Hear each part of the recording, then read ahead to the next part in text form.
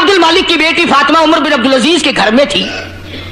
जिस दिन खलीफा अब्दुल मालिक का इंतकाल हुआ तो मरने से पहले एक लिफाफा बंद करके मोहर लगा के रख दी और कहा कि मेरे मरने के बाद इसे जामिया मस्जिद में जुमे के टाइम खोलना। एक लिफाफा सर ब मोहर करके रख दिया, उसमें कुछ लिख दिया और यह लिखा कि इसको मस्जिद में जाके खोलना और जामिया मस्जिद में खोलना और जुमे में खोलना। चुनांचे खलीफा अब्दुल मालिक की वसीयत के मुताबिक जब जामिया मस्जिद में वो लिफाफा खोला गया तो उसमें लिखा हुआ था कि मेरे बाद उमर बिन अब्दुल अजीज को खलीफा बना लेना, अपना बादशाह बना लेना।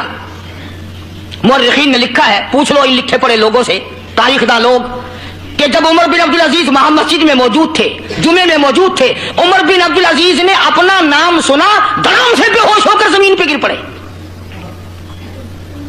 अपना नाम सुनकर धड़ाम से बेहोश होकर जमीन पे गिर पड़े। और जब होश आया तो लोगों ने पूछा हजरत क्यों? फरमाया अपनी नमाज पढ़ता था, अपनी अल्लाह अल्लाह करता था, अपनी घर की जिम्मेदारी थी। अब इतने बड़े अजीम मुल्क की मुझ पर जिम्मेदारी डाल दी गई, मैं अगर हेरा फेरी और इधर उधर मुझसे पूरा ना हुआ तो क़यामत के दिन मैं सबसे ज्यादा अज़ाब में आ जाऊंगा। इतनी बड़ी जिम्मेदारी मैं कैसे निभाऊंगा?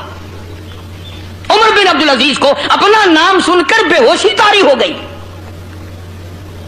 और बल्कि हमने तो यहां तक सुना कि एक अंग्रेजनी ईसाई मजहब की थी, मलका विक्टोरिया। अंग्रेज के जमाने में वो हिंदुस्तान की क्या और बहुत बड़े इलाके पे उसने हुक्मरानी की है। मलका विक्टोरिया सोई हुई थी, दारुल अवाम ने यह फैसला कर दिया कि बादशाह उसे ही बनाओ, अब मलका उसे बनाओ।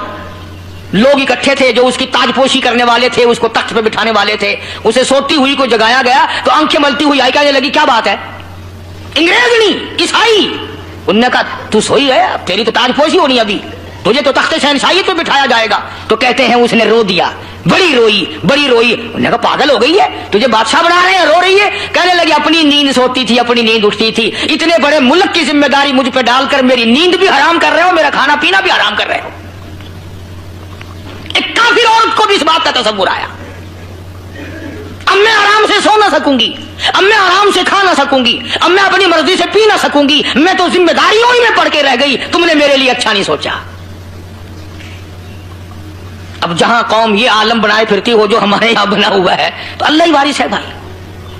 तो मेरा अर्ज करने का मकसद ये था, तो उमर बिन अब्दुल अजीज खलीफा तो बन गए, बादशाह तो बन गए, मगर अगले ही रोज अपनी घरवाली को पूछ लिया, फातिमा बिन्त अब्दुल मलिक को बुला के कहा मेरी घरवाली फातिमा बता, मेरे पास रहना चाहती हो या तलाक लेना चाहती हो?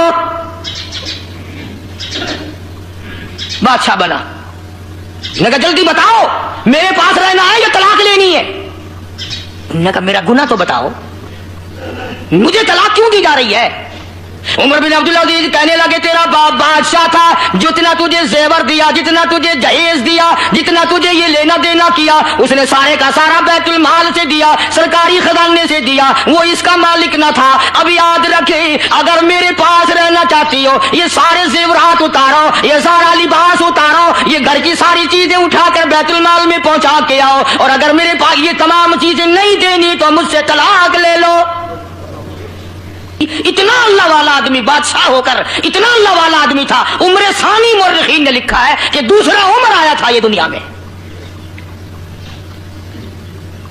सारी जिंदगी में एक दिन तहज्जुद की नमाज कदा नहीं हुई, और किसी दुश्मन ने अपने एक गुलाम को पैसे देकर उमर बिन अब्दुल अजीज को जहर दिलवा दिया, और आपको पता भी लग गया कि इस आदमी ने जहर दिया। फरमाया तूने जहर दिया? कि हाँ। उन्होंने कहा लोग तुझे मारेंगे, मेरे मरने से पहले भाग जा, कहीं जाके छुप जा, अंदाजा लगाओ, पता भी चल गया कि जहर इसने दिया है। फरमाया तुझे लोग मारेंगे, चला जा यहां से। और जब आखिरी वक्त आया, अल्लाह अकबर, बादशाह होकर उमर बिन अब्दुल अजीज की जिंदगी में ईद आई, वो फातिमा भी फातिमा ही थी ना, शहजादी भी शहजादी थी, वरना कहती जा जवानी गुजर गई, अच्छे खासे बच्चे हैं, तू मौलवी बना बैठा रहा, तू वली बना बैठा रहा, मैं अपना जेवर, अपना लिबास, अपने घर का धंधा उठाकर बैतुल माल में क्यों फेंक दूं? मैं तो सारा कुछ रखूंगी, अगर आप नहीं रखते तो ना रखो, मेरे पास बच्चे कोई थोड़े हैं। अल्लाह अल्लाह, औरतें भी कितनी अच्छी थी उस जमाने की।